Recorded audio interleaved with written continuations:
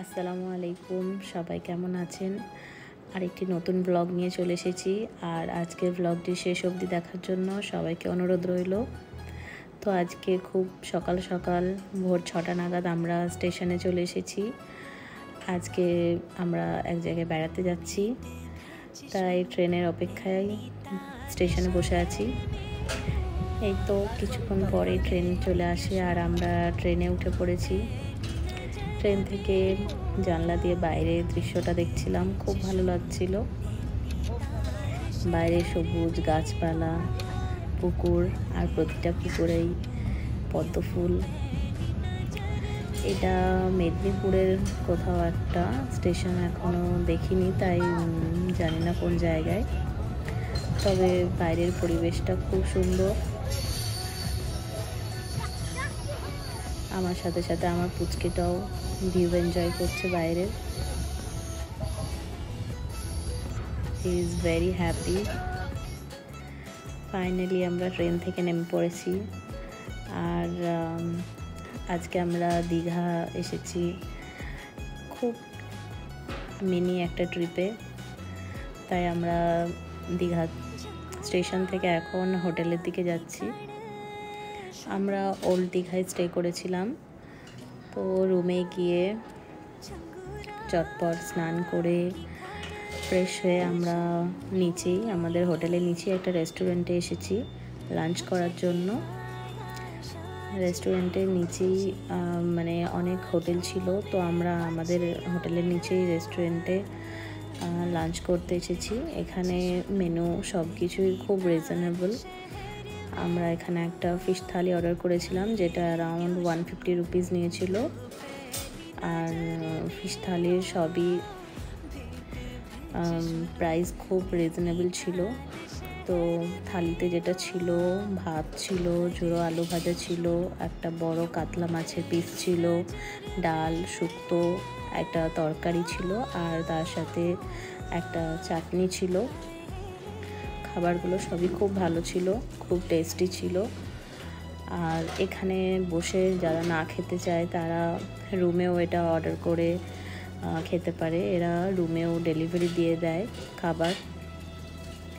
রাস্তায় আসার পথে এই কদবেলটা দেখে আর লোভ সামলাতে পারলাম না, তাই একটা কদবেল মাখা কিনে নিয়ে এসেছিলাম।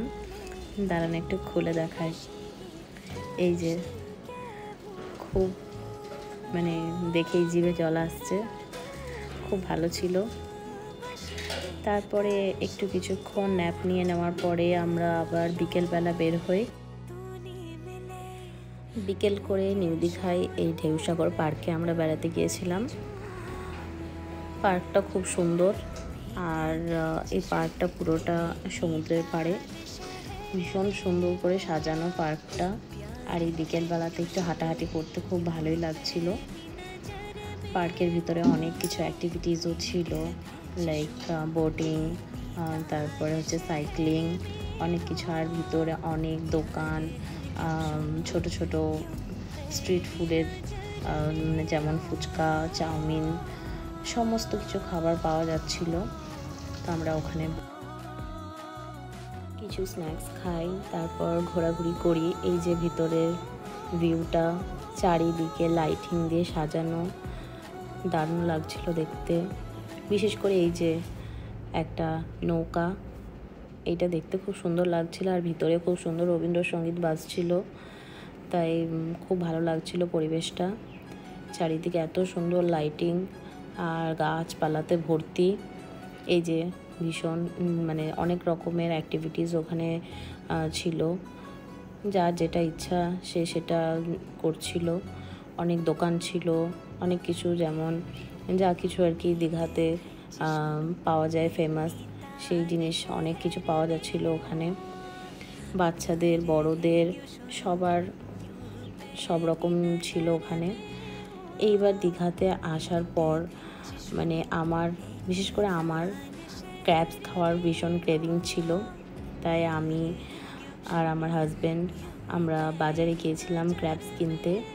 তাই ক্র্যাবস কিনে আমরা ওখানে পাশে লোকাল ওনারা রান্না করে দেয়, তাদেরকে দিয়ে দিয়েছিলাম রান্না করার জন্য। তো আমার হাজব্যান্ড এখানে পছন্দ করে বেছে নিচ্ছে। আর ক্র্যাবসগুলো খুব বড় বড় সাইজের ছিল, দেখতেই পাচ্ছ। তারপরে এখানে আমরা সন্ধ্যেবেলায় আবার একটু সমুদ্র পাড়ে চলে এসেছি, বিচের ধারে। আর এই সন্ধ্যাবেলাটায় এত সুন্দর হাওয়া দিচ্ছিল যে এখান থেকে উঠতেই মন চাইবে না। আর চারিপাশে সব কিছু দোকান রোডের ধারে, আর প্রচুর ক্রাউড। শেষে আমরা রুমে চলে আসি। রুমে এসে এই যে আমরা আমাদের ক্র্যাবস নিয়ে চলে এসেছি। ফাইনালি ক্র্যাবস খাওয়া হয়েছে, এইবার দেখাই। নেক্সট মর্নিংয়ে আমরা আবার বিচের ধারে এসেছি সানরাইজ দেখার জন্য, কিন্তু সেদিনের দিনটা ভীষণ ক্লাউডি ছিল, তাই আমরা ভালোভাবে সানরাইজ দেখতে পাইনি। তাই সমুদ্রের ঢেউ এনজয় করছিলাম। আর এত বড় বড় ঢেউ আসছিল, দারুণ লাগছিল দেখতে। সব কিছু একদম ভাসিয়ে নিয়ে চলে যাচ্ছিল। আমাদের পাশেই দুটো মেয়ে ছিল, যাদের হচ্ছে গিয়ে জুতো জোড়া সমুদ্রের জলে ভেসে গিয়েছিল। এই যে যারা এই যে তারা জুতোর দিকে দেখছে। ফাইনালি তারা লাস্টে জুতো জোড়া পেয়েছিল, মানে আবার ঢেউয়েই ফেরত এসেছিল। তো এই তো আজকে ডে 1-এর ট্রিপ। নেক্সট পার্ট পরের ভিডিওতে। আশা করি আপনাদের আজকে ভিডিওটা ভালো লেগেছে। আর যদি ভালো লেগে থাকে তো আমার পেজটাকে ফলো করা এবং আমার ভিডিওটাকে লাইক শেয়ার করতে ভুলবেন না। আজ তবে এই অবধি, নেক্সট পার্টটা দেখার জন্য অনুরোধ রইল। সবাই ভালো থাকবেন, সুস্থ থাকবেন। আল্লাহ হাফেজ। দেখা হচ্ছে নেক্সট ভিডিওতে।